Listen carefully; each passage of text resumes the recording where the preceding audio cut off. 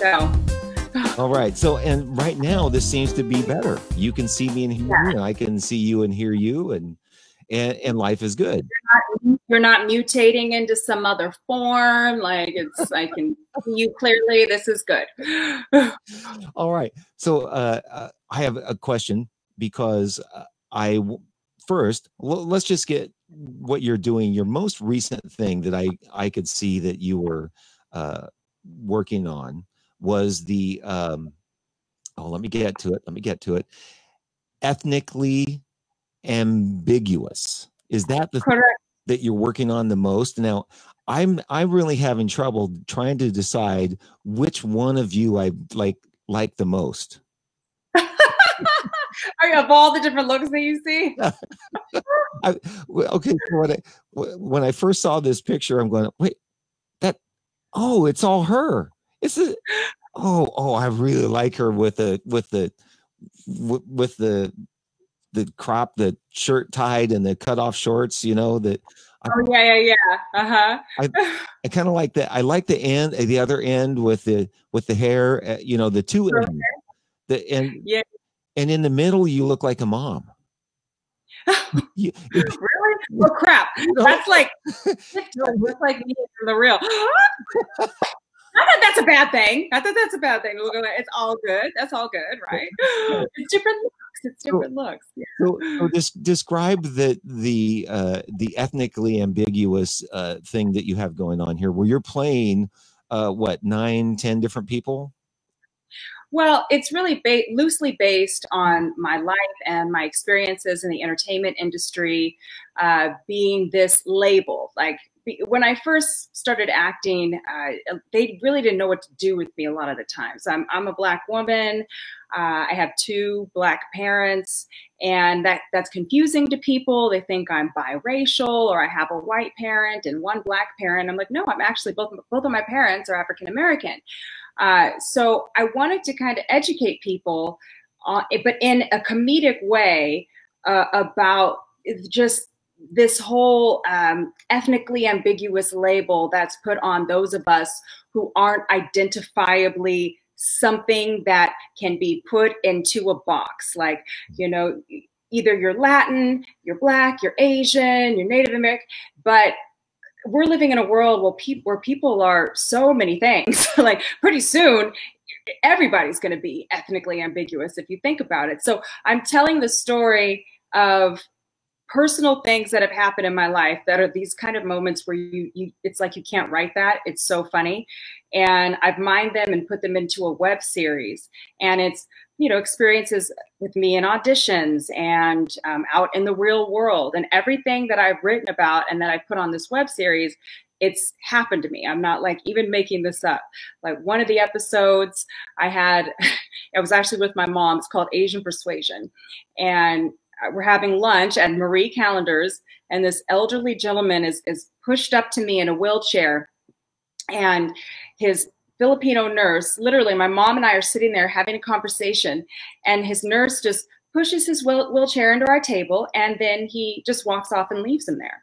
And we're just like, did you forget something? What's going on here? And then he's just staring at me. I'm looking at my mom like, what's happening? And then finally he goes, I've always had a thing for Asian women.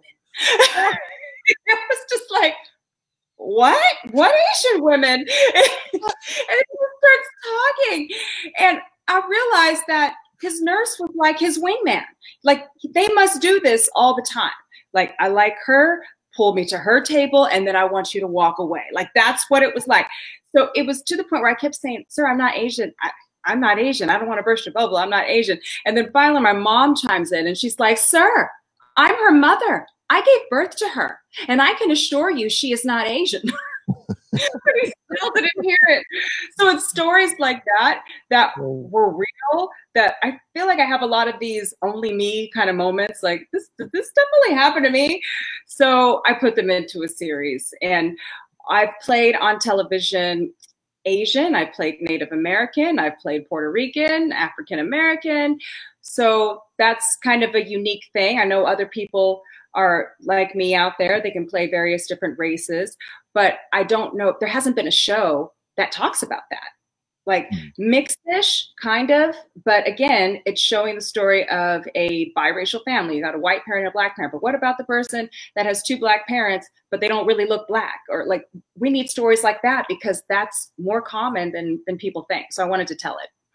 Well, that's a great story, and it makes me want to ask you a question based on, because you don't necessarily look black, and Exactly. and Yeah. Or say, when yeah. people call you for roles and you get those, how often still to this day is it, oh, we need an Asian person, oh, we need a black person, oh, we need white, or oh, we need a Native American? And do you get pigeonholed sometimes, like, we really need you to be one of those kinds of people? Or do they say you don't look Asian enough, or you don't look black enough, or do you get any of that kind of thing? I've gotten all of that, all of it. And what's funny is, I mean, I feel like I look in the mirror, I feel like I look like a black woman. I may not be, for black women and men, it goes beyond just your skin tone. You know, I have cousins that have brownish, blondish hair and blue eyes, and they're black. Like, so that's just how the DNA goes. That's just how it is. So, and most black people, they know, they know I'm black.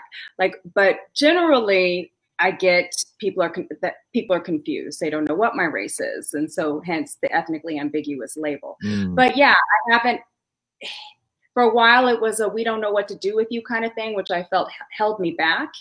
But now it's actually helped me and benefited me in certain ways, where I can morph and play different ethnicities. Now with Native American, I am half Native American, so I can play Native American. That's a little bit more strict. You can't, they actually ask you, they're not technically supposed to ask you what your ethnicity is, but for Native American calls, they want you to be at least 3/4 Native American.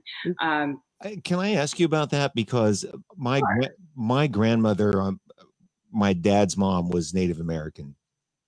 And I know there are certain things in this country that we don't know about, where if, like, you can get government help and government aid if you can show that you're a quarter Native American or something like that, or eighth or something.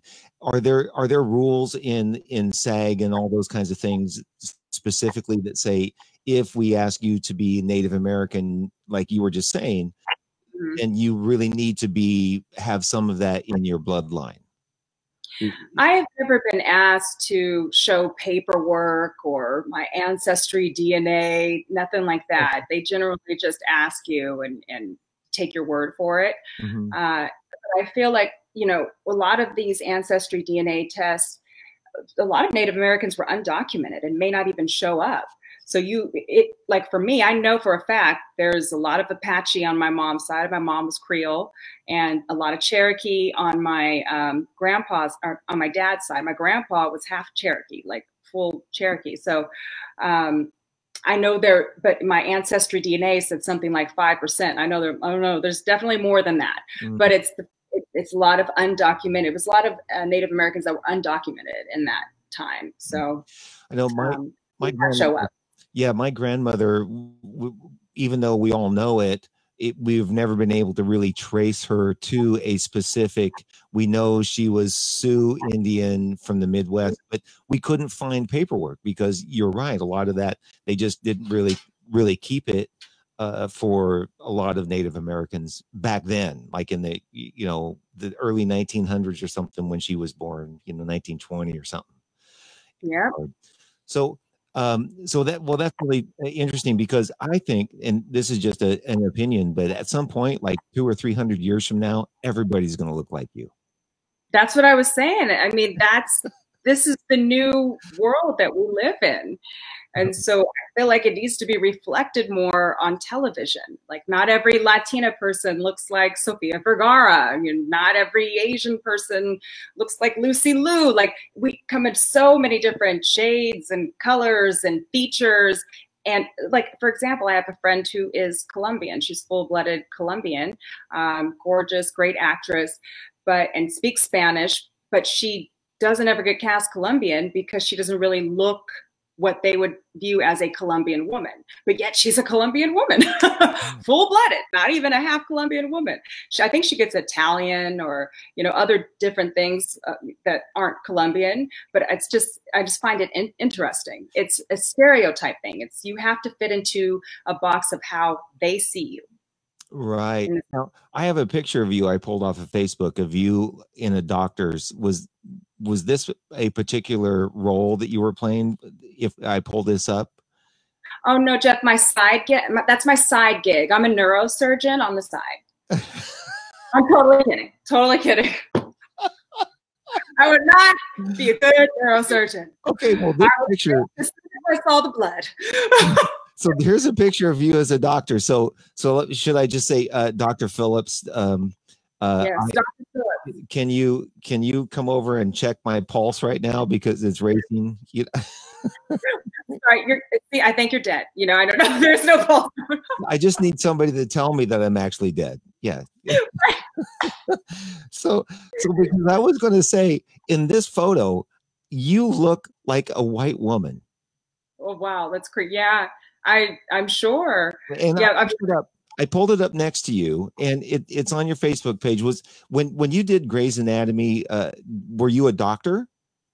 No. That shot is, I was a news anchor. I get news anchor a lot, but that shot was just, in the casting world, you kind of have to really spell it out for them. So if they are calling you in for a drug addict, it's good to have a picture where you kind of look drugged out. You're not going to send them a picture of you completely glammed up in a formal gown, because they're not going to. So I have my doctor picture. I have a police officer where I look like an officer. I have a picture where I'm more glammed up, and so it's really just a picture that shows them that I could play a doctor.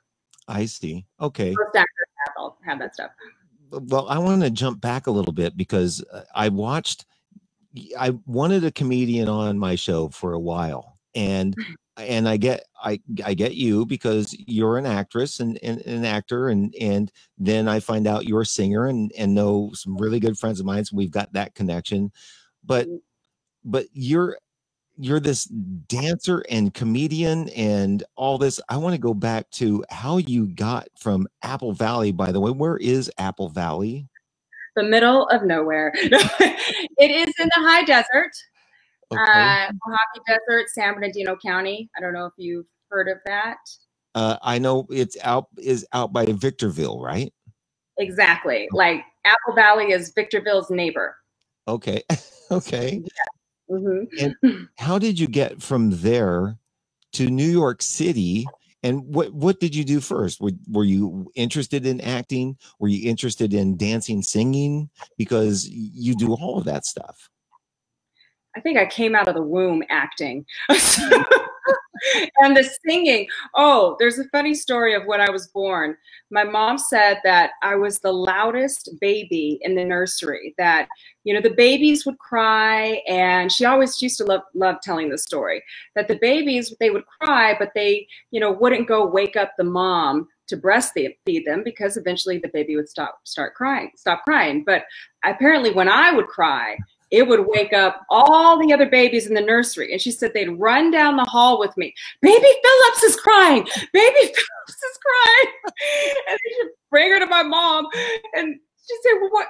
I mean, why are you bringing her down here? I mean, it's 3 o'clock in the morning. And they're like, well, Miss Phillips, when Tiffany cries, all the other babies wake up. And so the doctor's like, she's going to be an opera singer. He was kind of close. I'm not an opera singer, but I do sing, and I am loud. I can be loud. The loudness has not gone away. But yeah, what was the question? I don't know how I got on my baby. How did you get from Apple Valley, from there, and growing up? And I'm guessing was there acting and music and that sort of thing in the school? Were you interested in? How did you get from there to New York City? I flew and okay, I'm gonna stop. Okay, so I have been involved in drama and singing since I was a kid. I was in the choir and the drama club, so I was all into that. But it really began when my dad took me to my first acting class. I was 13 years old, and Apple Valley is about an hour and 45 minutes from Los Angeles. So I had these kids in my class that their parents were driving them to LA for auditions. And I knew I loved to act and perform, but I wanted to audition. I wanted to be like, do what they were doing. So my dad came down to visit. My parents were divorced. So my dad came down to visit and he took me to my first acting class. He drove me to LA. And then I started carpooling with a couple of the kids that were coming from my area. And that's when it really hit me that I want to do this. And so I started auditioning and getting callbacks. But the problem was I had a single parent. My mom was like working and raising me and my brothers. So it wasn't doable for her to be driving me back and forth to LA for auditions. So we had to put that on hold until I graduated from high school and I went off on my own, and then I can, take myself to auditions. So that's really where it began. And AMDA, the American Musical and Dramatic Academy, they came to Apple Valley. They were scouting. They were looking for, new students to go to the school in New York. I'd never been to New York in my life. I think I saw Sleepless in Seattle, and I just pictured like, that's what New York looks like. Oh, it's so beautiful. I want to go there. So I auditioned to go to the American Musical and Dramatic Academy at 16, and I got in with a partial scholarship. And then next thing you know, I'm 17 years old. I graduated early, and I'm on a plane flying to New York to go to school out at AMDA. And my dad flew in with me. And I do remember when we first drove in, we were in the taxi cab leaving the airport, and we drove through some pretty rough parts until we got to West 72nd Street where my school was located. And I just remember thinking, this doesn't look like it looked in Sleepless in Seattle. I was like, oh, this is different. So that's how I got out to New York, and then the rest is history. So when you were in New York, you were a singer dancer. Did you have to do anything too? I was going to the American Musical and Dramatic Academy at the time. So I was in the musical department, which was drama, music, dance. And I was doing a lot of musical theater in New York. New York is a big theater and musical theater town. So I got a bulk of my theater background from New York, which is the place to get your theater credits. I was with the Negro Ensemble Company, National Black Theater. I performed at the Hudson. So a lot of off-Broadway. And then I did a couple musicals. And then I auditioned for Disney World. They were looking for singers for the Festival of the Lion King, which is like Broadway caliber out in Orlando, Florida. Like the show's amazing. I don't know if you've it's still there. It's still going on there. Yeah. So I auditioned for that. And then that took me to Orlando, Florida. And then next thing you know, I'm singing at Disney in Orlando, Florida. And then from there, I came back to LA. But I got a lot of TV credits out in Orlando. That's where I got my SAG card. Oh, okay. Yeah. So at Disneyland or at Disney World, then you were you were getting paid by Disney. What was it like going from there to then working at Disney World? That's a whole kind of corporate environment, really, in some way, right? Yeah. It is very corporate, but man, it was equity. It was an equity contract, just like in New York. You have to have, it's an equity contract out there. If you're going to do substantial theater, you need to be equity. So that was an equity show. And I don't know, I loved it. I had the time of my life out there. I was so young. I was like, I think I was 19, 20, I'm not sure. Wow. But I said to my mom called, this is hilarious. This story. So I'm in the break room. This is where everybody takes a break and all of that. And my mom calls the break room. And so I pick up the phone, I'm talking to my mom, and she's like, well, how are you liking your new job?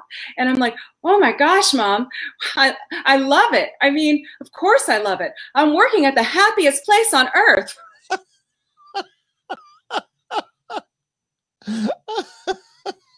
And I just remember everybody in the room who heard me, and they had been there for years. They were like, "Oh God, give her a month." You know,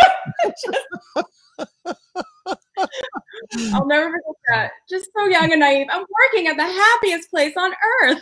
Of course, I love it. Oh man, that's hysterical. And you did that perfect too. You could do a commercial for them. Yeah, hire me. Give me that national commercial money. I'll take it.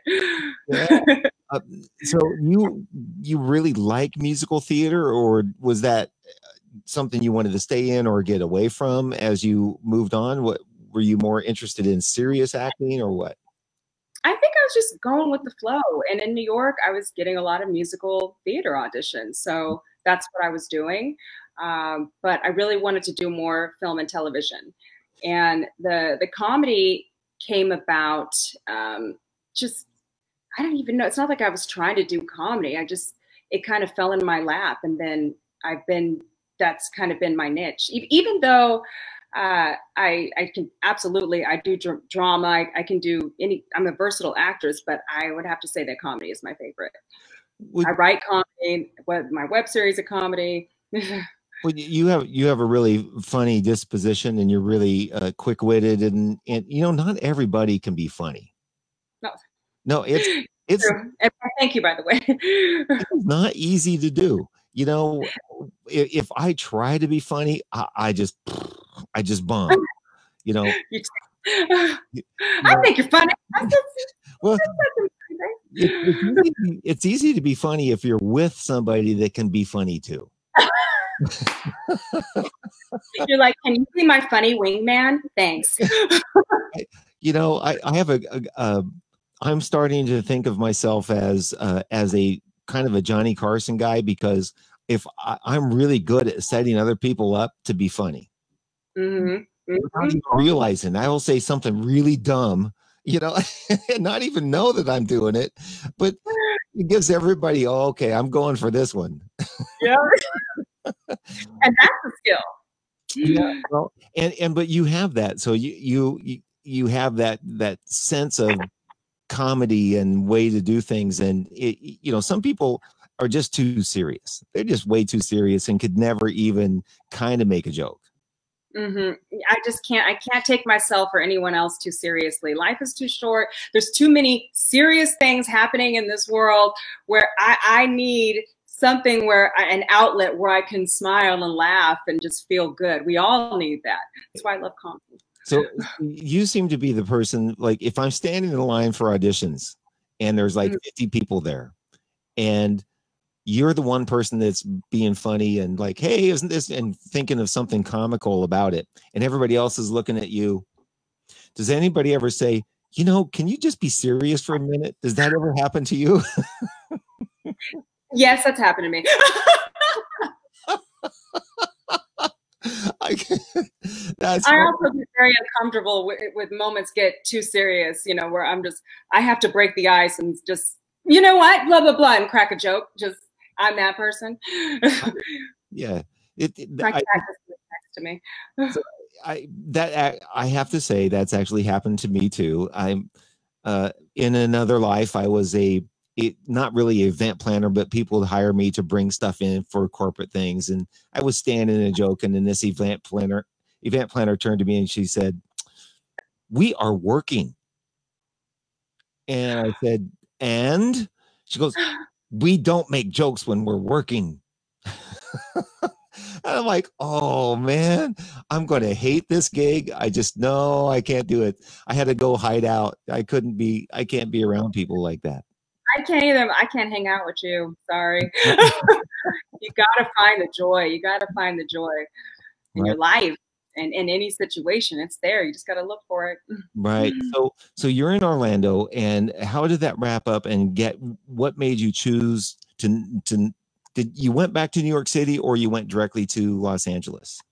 I went directly to Los Angeles. I was out in Orlando for 3 years. I was only at Disney for a year, and then I stayed out there because I was booking so much work. I was working a lot. I was on Mortal Kombat, Sheena.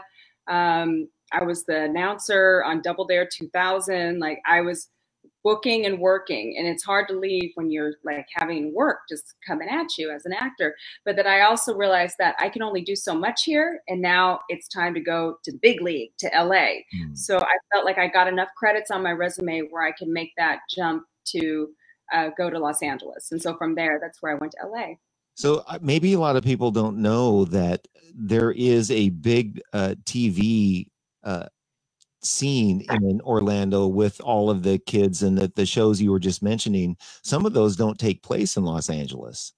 Yeah, yeah. I did, and even I didn't. I thought most everything is in Los Angeles. So if you want to be on any TV show, but some of those Nick and those kinds of shows, those a lot are in Orlando.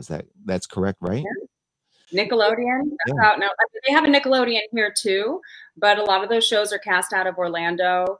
When they were shooting Sheena, that show, I was the only local hire in Orlando, and then they flew the other two girls out. It was 3 guest stars. They flew the other 2 girls out from LA, so it's pretty cool that I was the only local hire that they used for the guest star roles. But yeah, so usually for big shows that are shot in places like Orlando or New Orleans or in Atlanta even, they may hire locally for the smaller roles, but they're series regulars and all that. They'll usually come from New York or LA. You know, rarely you might have them coming from Atlanta or Orlando, but generally for the bigger roles, they'll fly people out from Los Angeles or New York. So, so you came to Los Angeles, and what did you just like pick a place and move and decide I'm going to start going around and trying to find work? My coming to LA story was dramatic. At the time, I drove down from Orlando, Florida with my boyfriend at the time. We drove my car with everything I owned in it. And the first night that I arrived in LA, and I stayed the night with a friend before I was getting to my uncle's house in Long Beach. I was going to stay with him till I could find a place. That night, my car gets stolen with everything I owned in it. So that was my welcome to LA. I remember thinking, is this an omen? Do I need to turn around and go back to Florida? Oh my God. Like it was quite traumatic. So I had to get donation, like my insurance on my car had run out. So, I mean, I was just basically screwed. Now talk about, I had to start completely from scratch because everything was stolen. So I had people donating clothes to me, and it was awful, but I got through it and I'm still here. But I hear a lot of people have similar stories where, something dramatic might have happened to them when they first arrived to LA. It's almost like LA going, welcome, here, let me get your car stolen. Welcome. Oh, you need to get mugged, it's Right. like welcome to LA. So yeah. And then for my first few years out there, I wasn't really booking. I mean, it took a while, and it was something coming from when you're a big fish in a little pond, like in Florida. So to come from a place where I was booking all the time, and to come out to LA and it was like crickets, that was hard. It just took some adjusting, and it was hard. But eventually I got, my flow going, and I'm still here. It's been good. I think that there's a time when everybody moves to LA, especially where you go, the first few months are exciting and all this stuff happens, but there comes a time that almost everybody seems to have to get through when you're on the verge of discouragement and nothing's happening then all of a sudden it starts coming. It almost seems like the curve goes down, down, down, down, down, and all of a sudden, and you just make it through that, and then you get through. But so many people, when it gets down, they bail. Like, oh, okay, I just can't take it anymore. I'm out. I'm going to go back home. What did that happen to you? And what pulled you through that, if it did? I have to be honest. I've had many moments where I'm like, I'm done. I'm done with this. I'm not doing this anymore. Because it's a tough biz. It's tough to hear no a lot. And I mean, I don't care how good you are, how talented, how beautiful. As an actor, you hear no a lot more than you hear yes. So to hear constant rejection and not take it personally is hard. You got to really develop a thick skin. So I had to do that. I had to work on myself and work on my self-esteem and is not take everything so personally. And I swear, once I started doing that, is when I started booking more in Los Angeles, because it was a shock to my system to come from a place where I was having roles practically land on my lap. And then when I, get out to LA, it's like I just couldn't seem to get a break for several years. And then it started happening. So you just have to stay the course. You really just have to, if this is what you really want to do, and I realize this is what I really, really want to do, because if you can't see yourself doing anything else, you got to just power through and keep your head up, have faith, because eventually, I feel like eventually if you stick to it while everybody else is falling off and going back to, Colorado and, Mississippi or wherever they're from, it's like the last man standing. It's eventually going to happen for you. Right. I like how you said when you finally made those changes and stopped taking things personally is when the stuff started coming. Mm-hmm. Yeah. Because my experience, when you think about, oh, it's bad, and oh, they must not like me, when you stay in that frame of mind, that almost keeps them away. Absolutely. They smell that. And they also smell desperation on you. And I feel like when I first arrived, there was a sense of desperation because I wanted it so bad. And, it's just, I was green. I was a newbie in Los Angeles. And you get out there, and when you start getting that rejection, is there something wrong with me? Am I not pretty enough? Am I not talented enough? Am I not this enough? That's normal. It's human nature. Right. Rejection doesn't feel good, but when you can learn to take it with a grain of salt and realize that a lot of times it has nothing to do with you or your talent, right. It gives you power back. When you're in that other place, you're giving them the power. Right. And so as soon as I took my own power back, I swear to you, it was like a transformation. And all of a sudden, I'm booking and I'm working. I had no sense of self.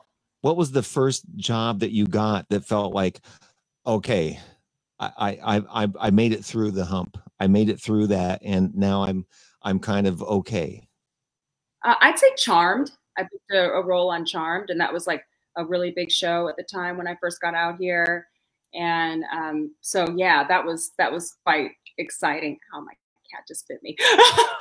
This is my cat. Say hi, Nala. What's your kitty's name? Her name is Nala, because I did The Lion King in Orlando, so of course she's Nala. Yeah. She's like been on my lap all day. I've been doing Zooms and all this, and she just likes to come and join me. Oh, nice. Now she's fighting me.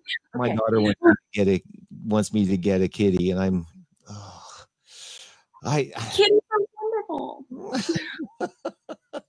I know. I love animals, but I'm also at a point where I don't want to have to take care of them. Oh, yeah, well, there's that. See, I want to have the option to bail on my house when I got a couple of days. I want to be able to get in the car. Well, not now, but I'd like to be able to get in the car and just go away for a few days. And when you got a pet, you can't do that. No. If you want to be a responsible a pet owner. And before this happened, I was a sound guy, and I would get jobs doing sound all over the state, and I would be gone, for a couple of days here. And if my daughter's not here, and there's nobody to take care of the pet, so I'm going to wait until I get kicked out of the house and go to a senior center, which may not be too far away from now. That's when I'm going to I'll get an animal then. But so I want to get to some of your acting things, and also, how did you end up did you do other singing gigs, and what did you do any of those kind of local singing gigs when you got here as well? I used to do corporate bands. I was with this band, Boogie Nights. I know the band well. Yeah, so I just did like their corporate stuff, and oh God, there was another band. Oh God, it's corporate stuff. I'd sing with the corporate gigs and all of that, and then I got the Michael Bolton tour. And again, it's not like I didn't really come out to LA to be a singer. I really just wanted to act, but the singing has always just landed in my lap. It's like, here's a singing gig, here's a singing gig. And it's funny because I wasn't out there looking to sing, but it was like, here, you just go on tour with Michael Bolton. And I was like, oh, okay, yeah, let's do that. And so yeah, I did some.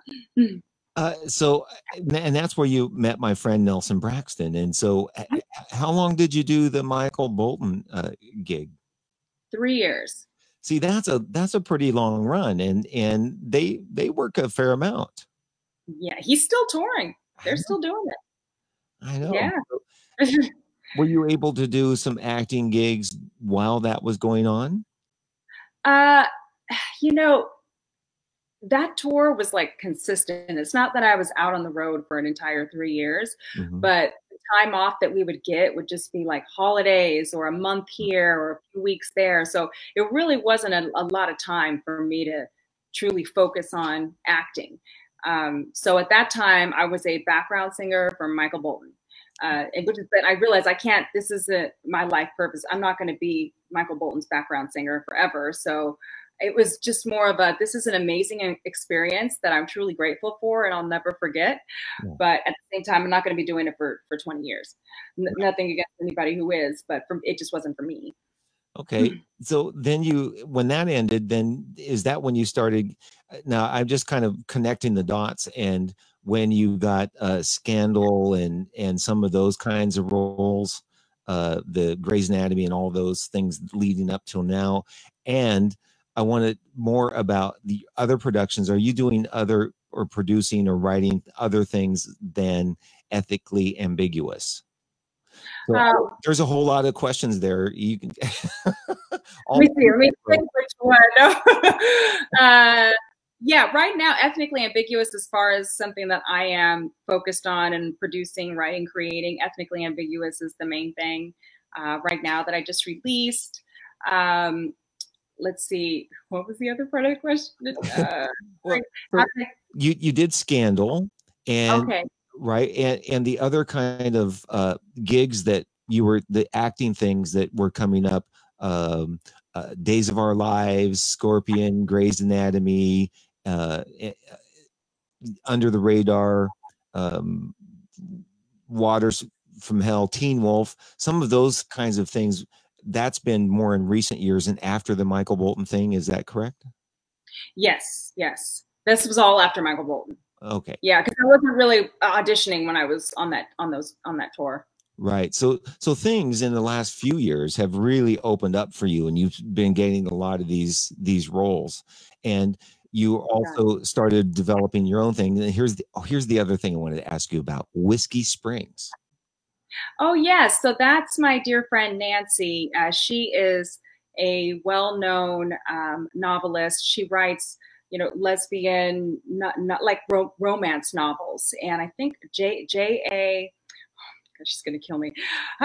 Okay. She has an alias that she goes under for her books, but it's very popular with the LGBTQ community. And this is her series that she is now, she's been writing books, and she's turning one of her most popular books in her series, Whiskey Springs, into a television series. And so I've been cast in the role of Olivia Nolan. But obviously everything's been put on hold due to our current situation here in the States. But everywhere, not just in the States, but everything's been put on hold. But I know that once everything gets going again and normal, we'll be shooting that. And I think it's going to be an awesome series. Do you think so right now, because everything's put on hold and you were getting some of these really good roles and the thing that you're doing on your own, is there something that you could write or do from your, I'm just thinking outside of my head. So you've got all these different characters in Ethically Ambiguous. Are you able to do this from home and like do all these different characters? Is that something you can do?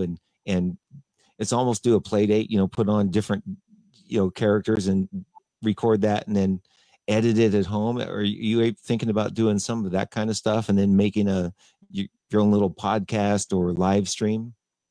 Well, what's funny is I want to start a podcast and I actually bought podcast equipment oh, like a year and a half ago, and it's still sitting in the box. So I have to take it out and actually start this podcast. But I do want to do a podcast. I think I've been trying to figure out what I want it to be about. What am I going to call it? Things like that. And during the quarantine, I have been making these little spoof videos that just kind of came out of nowhere because I was just bored in the house. And next thing you know, I do this little mermaid spoof, but it's quarantine mermaid. And, I put that out there and people were really digging that. And next thing you know, they're like, we want more. So then I did another one and another one. So I have done that. And that was literally a one-man show, me taping myself, singing. It was a lot of work, but it was so fun creating like that to use that time where we can't really leave, we're home, and to use that time in a creative, productive way. That I needed to do that. That was an outlet for me. Well, people can go to your YouTube channel, Tiffany Phillips, and you can find Let It Grow. And you know what? That's pretty funny. And I watched it. Now I would show it, but the issue is if I show it through here, it'll really be choppy. So I'm just going to invite people to please go watch this because it's hysterical, especially when the fake hair falls out of your armpit. Oh God, I had to put that in there. I had to put it in there. Like, that is hilarious. And I didn't realize it fell off. I was like, all right. So it looks like you've done 3 or 4 of them just around the laundry bin. And part of your world, the where you do the Little Mermaid thing and yeah. Oh, it's hysterical stuff. Thank you. Yeah. I just wanted to make people laugh. I mean, everybody, this has been a rough period. And the feedback I was getting from people, thank you. This was the best part of my day. You made me smile. You made me laugh. And that's why I wanted to do it. I just wanted to lighten the load. It's very serious right now. Let me put something silly out there and put a smile on people's faces who may not be feeling like they want to smile right now. Well, it suits all your talents all at the same time because you can act, you can sing, you can be funny, and you're doing it all. So you're putting it all in there. Maybe you can do a weekly show, a weekly thing. You come out, you live stream it, and show your little clip, and then do a little comedy, and have people sign in, make your own little TV show. I may have to chat with you because you're giving me ideas. This is the reason I haven't done anything because I've been so stuck on what do I want to do? How do I want it to be? But you're giving me the idea right now. So I'm like, oh, that's an idea. Okay. So, I started doing this just because I had nothing else to do. Like everybody. Right. So, I mean, you've got all these talents and you've got the stuff. You got the equipment. So, and I love the spoofs you're doing, the Let It Grow and around the laundry bin. So if you did one a week, every Monday at 2 and live stream it, and debut your new, spoof, I think you'd get a lot of viewers. You could really rock this thing. Huh. That's a great idea, Jeff. Maybe I like that. I gotta think about this. Okay. Producer Jeff, I like that. Oh, and here's the other thing. You're like a host because you do that. You put on your, actor, singer, comedian, host, and content creator. That's all of the things right there. Yep. And then, because you blog as well, you could do a little blog, put a little blog thing about it. And you create the content, you host yourself. Okay, ladies and gentlemen, here I am today. And you're funny and beautiful, and people would tune in. Well, thanks, Jeff. Man, what should I call the show? Tiffany's, I don't know. Tiffany's, right? Tiffany's clip of the day, or Tiffany's tips. Tiffany's comedy tips. Tiffany's comedy. Oh, my neighbor, my friend actually came up with something. Tiffany meets world. Yes. Yeah. Take that's anything in the world or what, I don't know. Yeah. Tiffany meets world or Tiffany's world. Yeah, and you've got all these great different and here's the thing, and this is something else that most people don't know how uncommon it is to be able to have your look, which is beautiful just as you are, but to be able to put on a wig and makeup and look like something completely different. Mm. Right? Because I'm looking at these just in your ethnically ambiguous.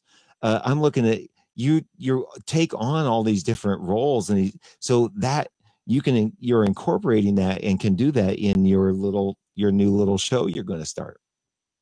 Yes. Thank you. And then you gave me and then you're going to sell advertisements because it's going to be so good, and people are going to start, buying your. Next thing you know, it can be content on Netflix or Amazon Prime. Well, I'm trying to get that ethnically ambiguous on there on Netflix, or I want to get that show just picked up, period. Yeah. Yeah.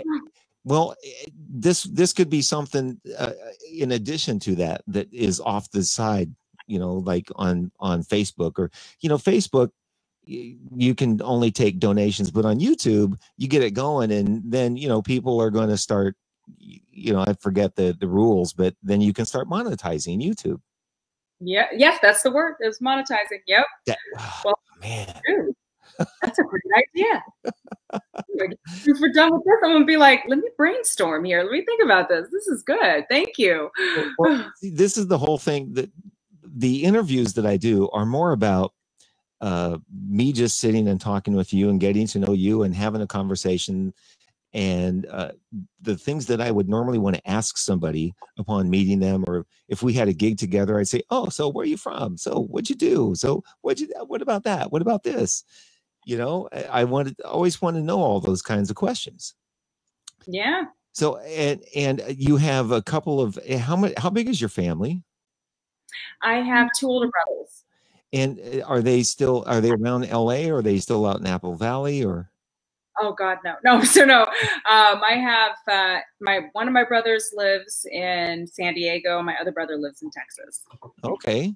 And so you're just, you have a big family or just a little family? Or I mean, I have family all over the place. I have family in Houston, got family in Oakland, like just my family's spread all over the place.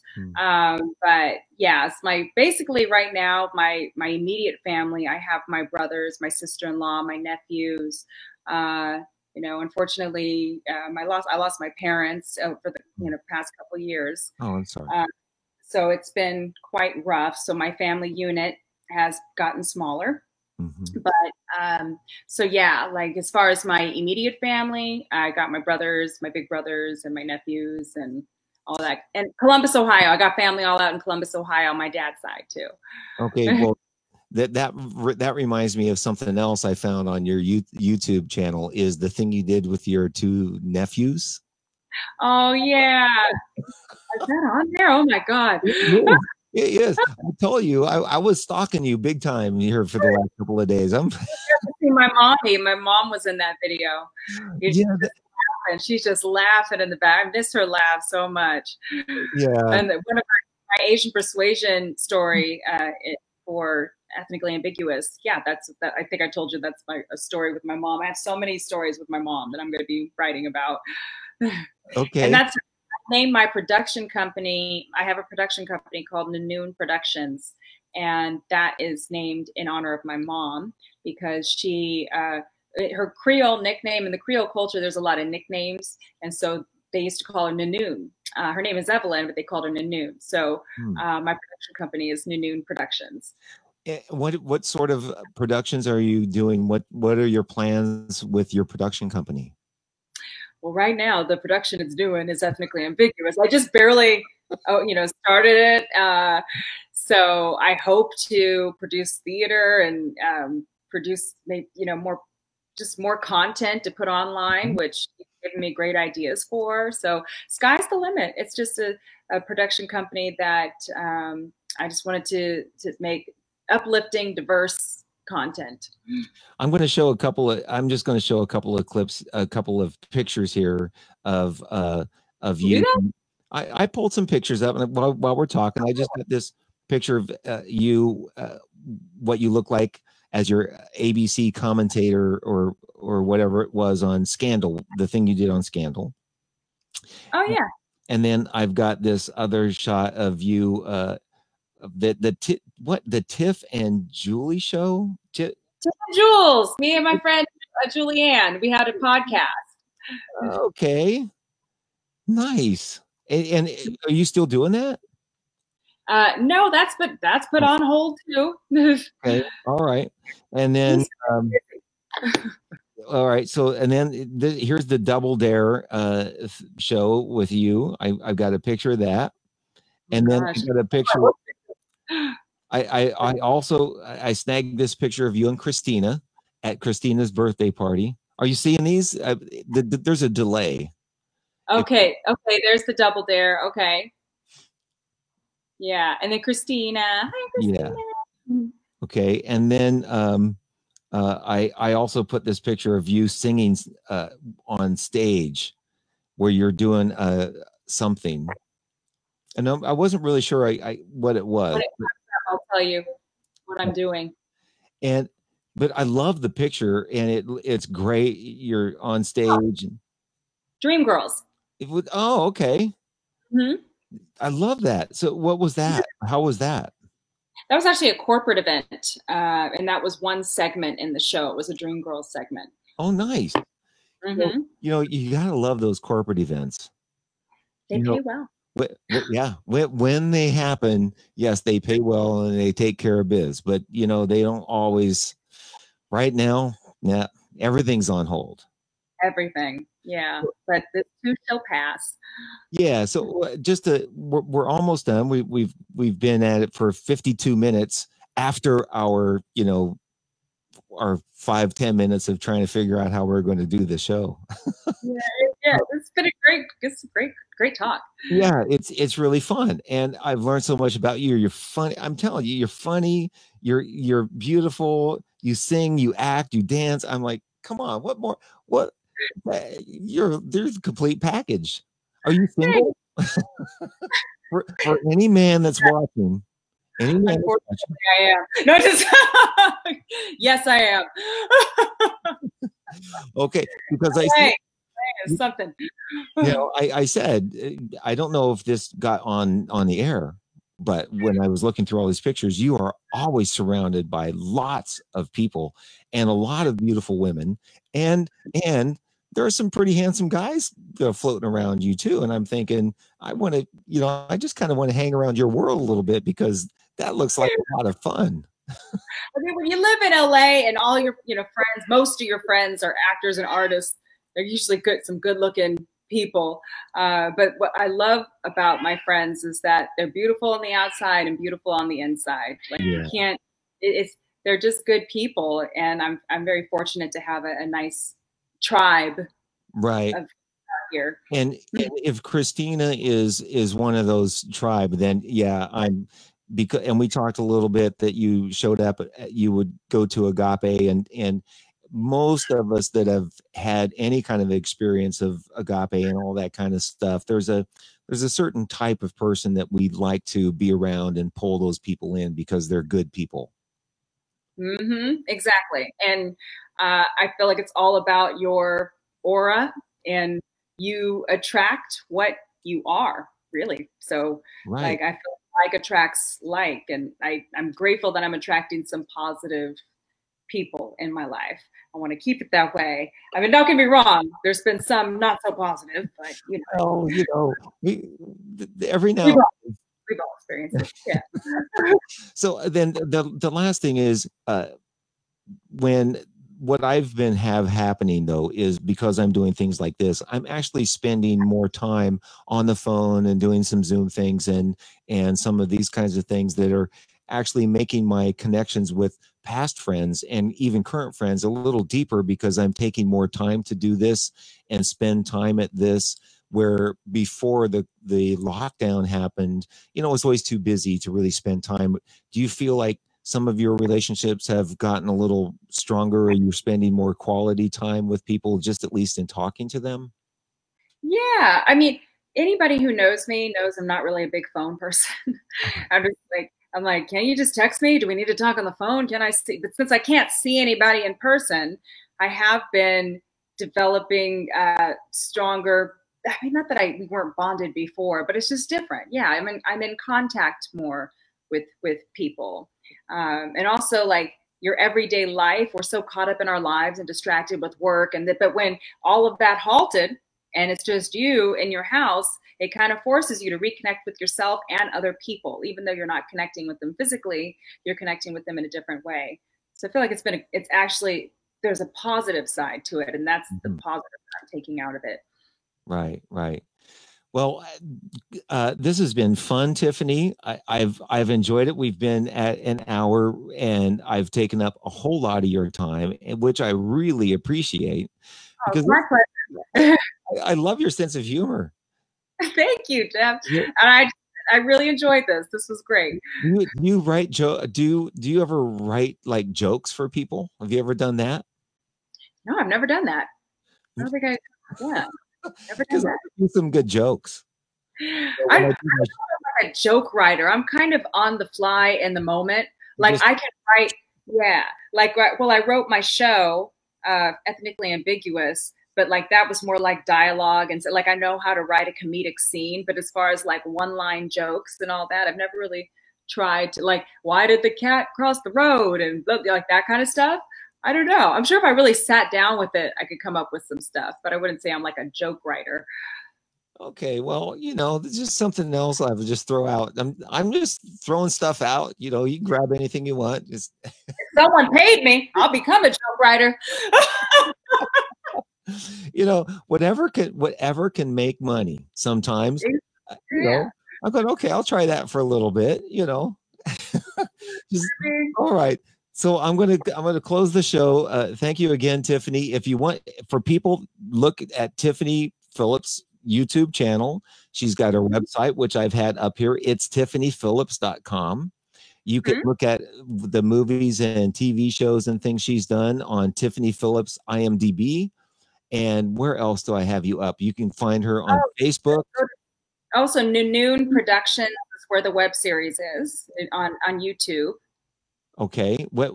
How do you spell that? NUNO, like new NU, and then Noon. NOO. Yeah. Okay, good. So that hopefully people will get there and look at this, and much success to you and all the women in Ethnically Ambiguous. You know, all 1, 2, 3, 4, 5. What about the men too? Oh, wait a minute, I get it. You're talking about all the Tiffany's. Ah! No. I'm like, there's men in the show too, Jeff. But I don't see them. I'm just seeing all these women that are all you. I get it. Sorry, that one went whoop right over my head. Okay. Okay. Thank you, Tiffany. Have an awesome day. Thank you. You too. Bye, Jeff. Bye.